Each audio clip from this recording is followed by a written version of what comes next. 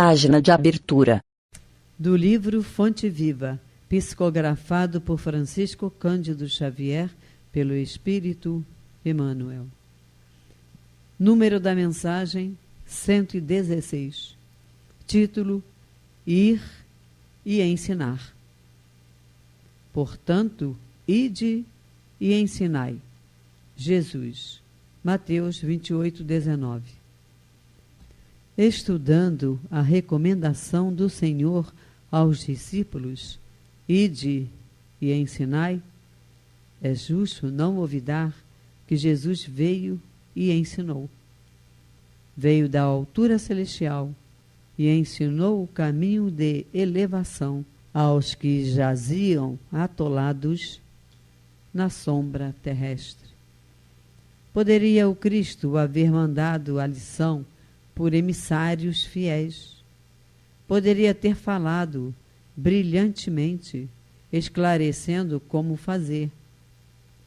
Preferiu, contudo, para ensinar com segurança e proveito, vir aos homens e viver com eles, para mostrar-lhes como viver no rumo da perfeição. Para isso, antes de tudo, faz-se humilde e simples na manjedoura, honrou o trabalho e o estudo no lar, e em plena atividade pública foi o irmão providencial de todos, amparando a cada um conforme as suas necessidades. Com indiscutível acerto, Jesus é chamado o Divino Mestre. Não porque possuísse uma cátedra de ouro, não porque fosse o dono da melhor biblioteca do mundo, não porque simplesmente exaltasse a palavra correta e irrepreensível, não porque subisse ao trono da superioridade cultural, ditando obrigações para os ouvintes, mas sim porque alçou o próprio coração ao amor fraterno e, ensinando, converteu-se em benfeitor de quantos lhe recolhiam os sublimes ensinamentos. Falou-nos do Eterno Pai e revelou-nos com o seu sacrifício a justa maneira de buscá-lo. Se te propõe, desse modo, cooperar com o Evangelho, recorda que não basta falar, aconselhar e informar. Ide e ensinai. Na palavra do Cristo, quer dizer, ide e exemplificai, para que os outros aprendam como é preciso fazer. Emmanuel. E agora, a palestra. Olá, amigas e amigos do Jefa. Vamos dar continuidade à nossa série de estudos online e hoje nós vamos fazer comentários ao Livro dos Espíritos. Estamos estudando atualmente a parte 2ª do Livro dos Espíritos, que se intitula Do Mundo Espírita ou Mundo dos Espíritos, e estamos estudando o capítulo 6º, intitulado Vida Espiritual. As questões que nós vamos estudar hoje, elas estão sob o título Relações de Além-Túmulo. E nós vamos estudar das questões de 287 à questão 290. Esse título trata de como os espíritos se relacionam entre si após a sua vida corporal. E nós hoje vamos ver especificamente questões que tratam relacionados ao retorno do espírito ao mundo espiritual após o seu desencarne. Então, vejamos a pergunta 287. Como a alma é acolhida no seu retorno ao mundo dos espíritos? Então, quando o espírito, a alma, o espírito encarnado, está retornando após a sua vida corporal ao mundo dos espíritos, como lá ela é acolhida, como lá ela é recebida? Os espíritos dizem: a alma do justo, como irmão bem amado, esperado há muito tempo, a do mal como um ser que se despreza. Então, aquele que procurou praticar o bem, procurou exercitar a lei de justiça, amor e caridade durante a sua encarnação, é recebida como um irmão bem-amado, uma pessoa querida, uma pessoa que, portanto, pelos seus atos, pelas suas palavras, foi merecedor do apoio dos bons espíritos, de tal forma que ele é recebido como um irmão amado, aquele que era muito esperado pelo que ele fez. Mas, daqueles que praticaram o mal, esses são recebidos não dessa forma como um ser desejado, né? Como uma pessoa que merece afeto, mas como aquele que é desprezado pelos atos que perpetrou. Por outro lado, nós vamos abordar também agora uma questão que tem relação com essa, porque a pergunta que nós vimos, a 287, pergunta como os espíritos são acolhidos, como são recebidos no mundo espiritual. Mas nós podemos também perguntar como o próprio espírito se sente ao perceber que está no mundo dos espíritos, ao se reconhecer no mundo dos espíritos. Como fica o próprio indivíduo? Essa é uma pergunta que Kardec faz e é o item 159 do Livro dos Espíritos.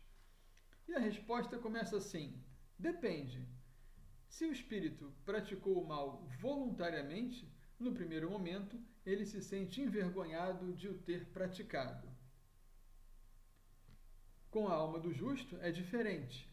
Ela se sente aliviada de grande peso por não temer nenhum olhar perscrutador. Então, nós vemos que tudo aí é uma questão da consciência. Tudo é uma questão como nós nos sentiremos ao retornar ao mundo dos espíritos, nós nos veremos ali frente a frente com a nossa própria consciência. Então, se nós praticamos o mal voluntariamente, num primeiro momento, nós nos sentiremos envergonhados disso. E essa vergonha, esse pesar, certamente virá acompanhado, muitas vezes, do arrependimento pelo mal que nós fizemos, ou, eventualmente, por reconhecermos aqueles a quem prejudicamos. Porém, com a alma do justo, da pessoa que praticou o bem, a coisa se passa diferentemente. O indivíduo se sente feliz de estar retornando ao mundo dos espíritos e se sente aliviado de um grande peso, porque a sua consciência tranquila de ter procurado fazer o melhor faz com que ele não tema, que ele não sinta nenhum tipo de temor, de cobrança, de nenhum olhar perscrutador, ou seja, não haverá ninguém ali que vai cobrá-lo ou vai lembrá-lo dos maus atos que ele tenha praticado. Então, uma coisa como o espírito é recebido no mundo dos espíritos e outra é como ele se sente, né? Quando se percebe, se reconhece no mundo dos espíritos. Vemos que tudo é uma questão da consciência e o modo como nós estaremos no mundo dos espíritos tem uma relação direta com o que nós fizemos na nossa vida material que antecede esse retorno. Isso fica muito claro em outra obra de Kardec, que é o Céu e Inferno. Em especial, na segunda parte dessa obra, quando, na primeira parte, Kardec ter discutido os conceitos de céu, de inferno, de acordo com a teologia tradicional, discute esses mesmos conceitos sob a visão espírita e, na segunda parte, dá exemplos de como os espíritos se encontram no mundo dos espíritos, em várias categorias: espíritos felizes, espíritos em condições medianas, espíritos penitentes, suicidas, criminosos arrependidos, enfim. Isso mostra que o modo como nós estaremos lá, seja gozando de maior ou menor harmonia, maior ou menor felicidade, está ligado ao modo como nós vivemos a nossa existência anterior a esse retorno ao mundo dos espíritos e a questão da nossa consciência. Então, ou nós nos sentiremos envergonhados de termos praticado o mal, ou então nos sentiremos aliviados de estarmos ali sem temer nenhum olhar perscrutador, nenhum olhar que vá nos dizer que nós estamos em falta em alguma situação. Seguindo mais adiante nas perguntas que nos cabem hoje, temos a pergunta 288, que pergunta o seguinte: Kardec faz o seguinte questionamento aos espíritos: que sentimento têm os espíritos impuros ao verem chegar outro espírito mau? Isso daí se refere a uma outra noção também que a doutrina espírita nos dá, dizendo que os espíritos se reúnem no mundo dos espíritos de acordo com suas afinidades, de acordo com seus pendores, de acordo com as suas aptidões, os seus gostos. Então, eles se reúnem de acordo com as suas naturezas.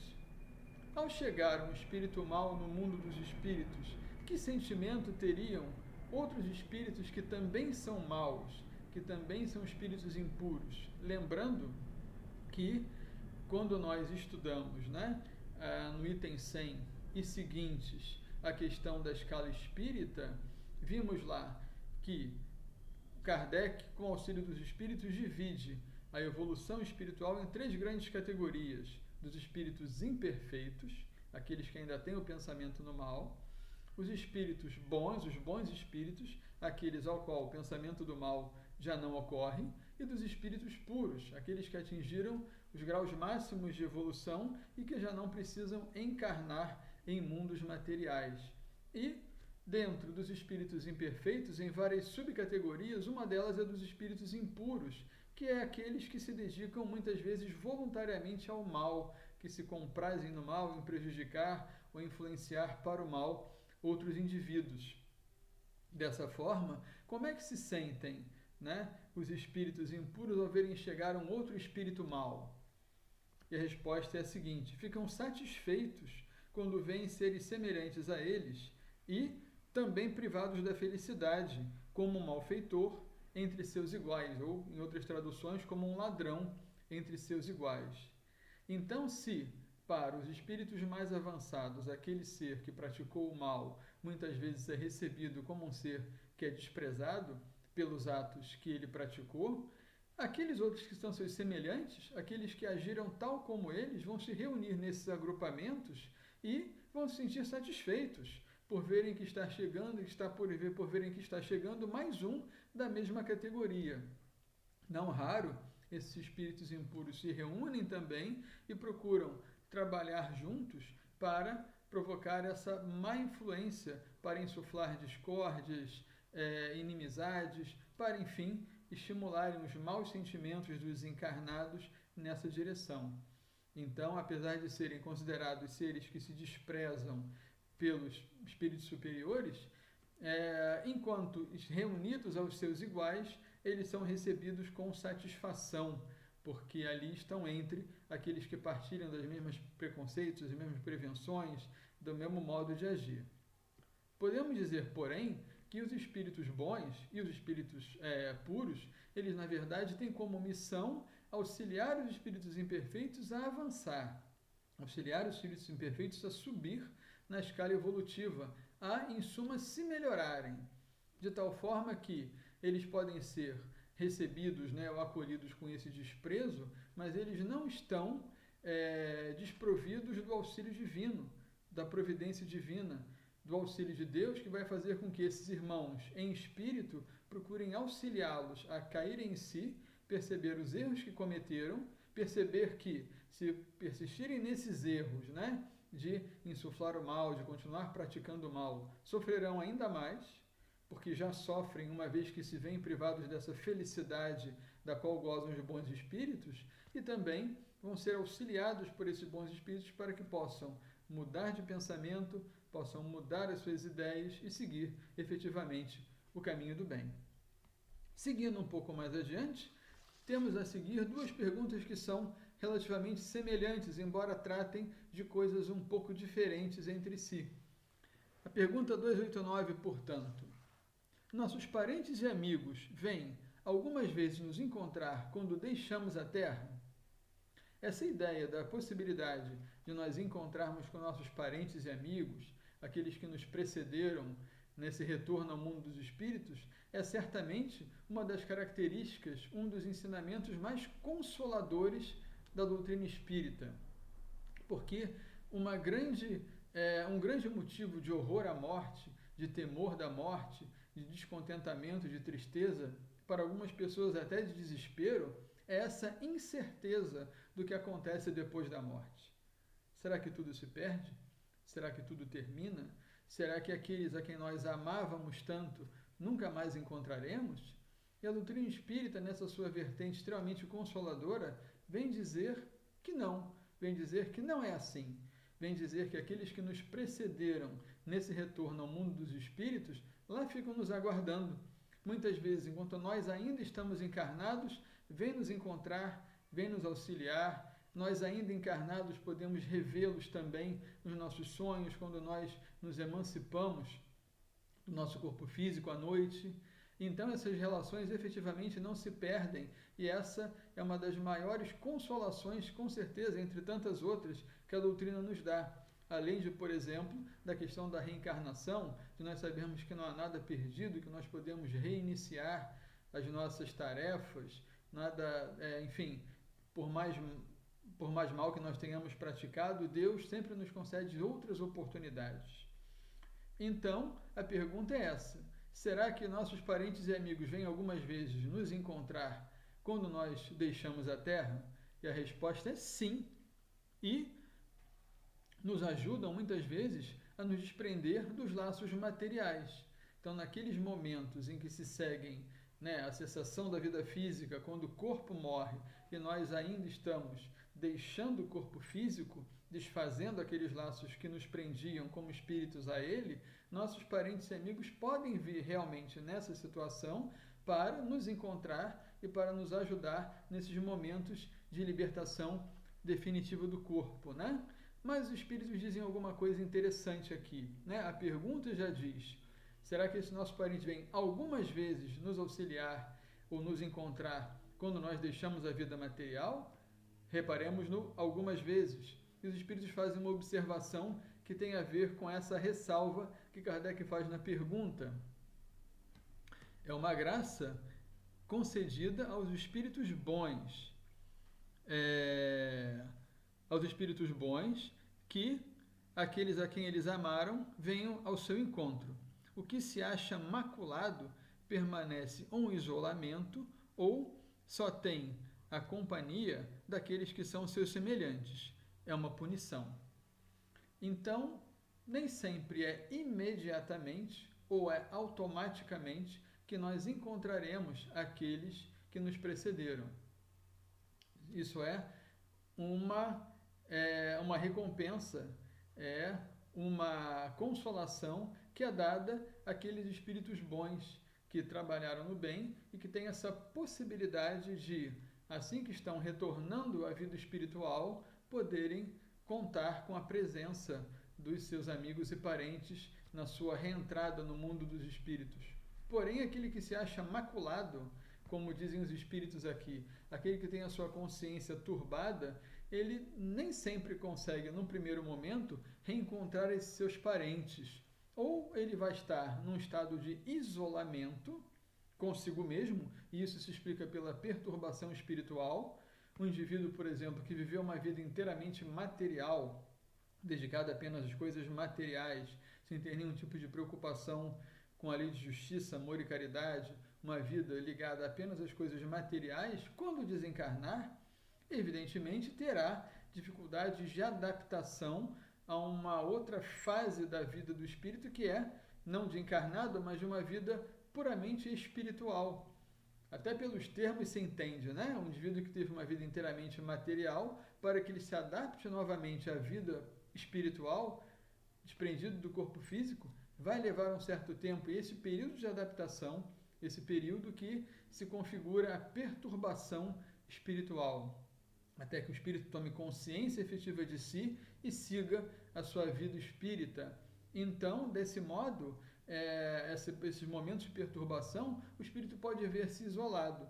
Ou então, ele vai estar entre seus iguais, como nós vimos na pergunta anterior, um espírito mau, ainda impuro, que é recebido com satisfação, com alegria por aqueles que são seus semelhantes, Então, nós vemos que o fato, sim, essa consolação é real, ela existe, ou seja, nós podemos, sim, ser recebidos pelos nossos amigos e parentes, mas ela nem sempre é imediata, porque ela pode estar relacionada a essas circunstâncias, novamente, do comportamento e da consciência dos espíritos, Nós podemos dar um exemplo,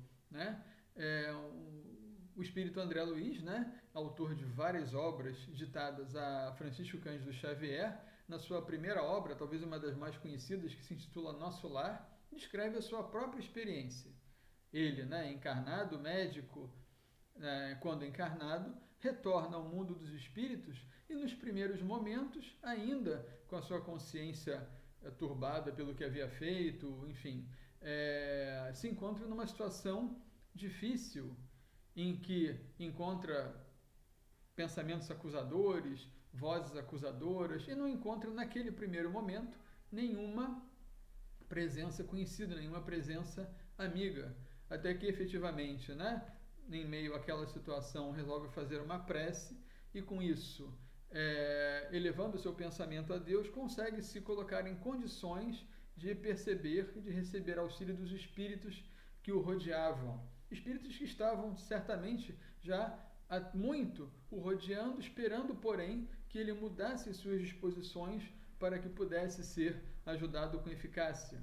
Então nós vemos que não necessariamente é num primeiro momento em que nossos parentes e amigos já virão ao nosso encontro, ou então podem até estar ao nosso redor, mas não teremos a possibilidade de percebê-los de acordo com o modo como nós estejamos, Então, essa consolação é real, essa consolação existe, mas vai depender também do nosso trabalho no mundo material. E, por fim, a nossa última pergunta do estudo de hoje, que é semelhante à anterior, que diz o seguinte: parentes e amigos sempre se reúnem depois da morte? Na pergunta anterior, ela se referiu à questão de nós sermos recebidos, recebermos o encontro dos nossos parentes e amigos logo que nós desencarnamos. E vimos que sim, isso pode acontecer, eles nos ajudam nesse retorno ao mundo dos espíritos, mas isso geralmente é dado àqueles que procuraram praticar, além de Deus, aqueles outros com a consciência turbada ou ainda envolvidos na perturbação espiritual, que, como sabemos, pode ser mais ou menos prolongada, podem se ver alijados dessa presença dos seus parentes e amigos como consequência dos seus atos. Mas aqui não, aqui se nós já, digamos assim, estabelecidos no mundo dos espíritos, após esses momentos iniciais, a nossa família, aqueles que foram parte da nossa família material, e nossos amigos, estaremos reunidos novamente todos no mundo dos espíritos? E a resposta tem algumas nuances que nós vamos abordar. Dizem os espíritos aqui: depende da elevação deles e do caminho que seguem procurando progredir. Poderão se ver ocasionalmente até estarem igualados na perfeição. Porém, a privação de ver parentes ou amigos é algumas vezes uma punição. Então, novamente aqui, quando nós estamos já no mundo dos espíritos, nossos parentes e amigos estarão todos reunidos como estávamos ainda na nossa vida material? Isso depende, porque depende da elevação deles, E, dependendo dessa elevação e do caminho que cada um segue, nós estaremos com eles mais ou menos permanentemente. Se alguns parentes e amigos nossos têm um grau evolutivo semelhante ao nosso, certamente podemos estar reunidos. Porém, se alguns deles já caminharam mais que nós, se já estão mais adiante, então nós não teremos como estar com eles o tempo todo, mas nós os veremos de um modo mais esporádico, de um modo mais ocasional. E certamente aqueles que nos precederam e estão mais avançados que nós também estarão trabalhando pela nossa própria melhoria. Um exemplo que nós temos, novamente citando uma dessas obras complementares ao estudo da doutrina espírita, em um outro livro muito conhecido, chamado Há 2000 Anos, esse citado pelo Espírito Emmanuel, também é o médium Francisco Cândido Xavier. No final do livro, o personagem Públio Lentulus está na cidade, que é o personagem principal do livro, está na cidade de Pompeia, no ano de 79 d.C., e nós sabemos, historicamente, que Pompeia foi uma cidade devastada por uma erupção do vulcão Vesúvio, que ficava próximo da cidade. Houve ali, na verdade, um fenômeno sismológico de grandes proporções que combinou maremoto, terremoto e erupção vulcânica, destruindo por completo a cidade. Pompeia é um sítio arqueológico importante e hoje em dia as pesquisas arqueológicas ainda encontram lá vários artefatos, vários corpos de pessoas que foram de alguma forma meio que conservados por aquela lava que varreu a cidade. O personagem Públio Lentulus estava lá e foi também vitimado, como todos os habitantes da cidade, por esse cataclisma, por esse evento sísmico que aconteceu. Públio Lentulus, durante a sua encarnação, havia sido casado com outra personagem do livro, Lívia, que havia desencarnado muitos anos antes, né? No final do livro, nós vemos ali a situação em que Públio Lentulus, já se desprendendo do seu corpo físico, é capaz de ver Lívia e a serva que a acompanhou durante a vida toda e que também assistiu Públio Lentulus após o desencarne de Lívia, que era uma serva chamada Ana, as duas que se tornaram cristãs. Públio Lentulus, já com os olhos do espírito, consegue vê-las já como espíritos bastante avançados, né? Apesar de terem... E por que estamos falando isso tudo, né? Porque Lívia vem auxiliá-lo também nesse retorno ao mundo dos espíritos, mas como espíritos de condições evolutivas diferentes, apesar de terem sido marido e mulher, esposo e esposa naquela encarnação, certamente não teriam como ficar juntos o tempo todo. Estariam, no dizer do próprio Emmanuel, respirando em climas diferentes, de tal modo que, apesar de terem sido parentes, um já caminhou mais que o outro, e isso faz com que não estejam juntos o tempo todo, o que evidentemente não quer dizer que Lívia não tenha auxiliado, e o próprio livro descreve que o conduz a regiões do plano espiritual para que ele possa ser socorrido e ser acompanhado. Então, a família vai se juntar de acordo com essas peculiaridades espirituais de cada um. Existe também a questão, isso o Evangelho, segundo o Espiritismo, no seu capítulo Honrai vosso pai e vossa mãe, nos esclarece sobre a parentela corporal e a parentela espiritual. A parentela corporal são as famílias que nós temos aqui no nosso mundo material. Pai, mãe, esposo, filho, irmãos, enfim. E a parentela espiritual são aqueles que nos são chegados pelos laços do espírito e não necessariamente fazem parte da nossa família corporal. Então, é muito comum nós termos pessoas muito chegadas a nós, pelas quais nós temos grande afeto e que não fazem parte da nossa família corporal. Às vezes temos mais afeto a essas pessoas do que a parentes, do que a irmãos, por exemplo. Por quê? Porque na família corporal se reúnem não apenas aquelas pessoas que têm afinidade entre si, mas também aquelas pessoas que não têm afinidade e que recebem a oportunidade de vir juntas justamente para que esses laços possam ser refeitos ou possam ser criados. Então, se durante a nossa existência corporal, um desses irmãos que fez parte da nossa família corporal, foi nosso parente de sangue, por assim dizer, durante essa encarnação não teve afinidade conosco, não conseguimos criar esses laços de afinidade, ora, cada um seguirá o seu caminho no mundo espiritual, uma vez que os laços que o prendiam eram laços apenas materiais. Se, porém, houve a consecução, né, se foram formados realmente laços espirituais ali, laços de afeto mútuo, laços de reconhecimento e de amor, esses daí, então, seguirão após a encarnação. Richard Bach, um autor americano que escreveu vários livros de cunho espiritualista, o mais famoso deles, né, Fernão Capelo Gaivota, que falava da vida após a morte e das sucessivas migrações do espírito de uma forma figurada, né, com a vida de gaivotas. É um livro interessantíssimo. Richard Bach tem uma frase que diz que muitas vezes os irmãos da mesma família não se criam sob o mesmo teto. Então, dizendo que muitas vezes esses que são irmãos aos nossos corações, né, pessoas queridas, são de outras famílias, estão sob outros tetos, mas têm essa ligação conosco.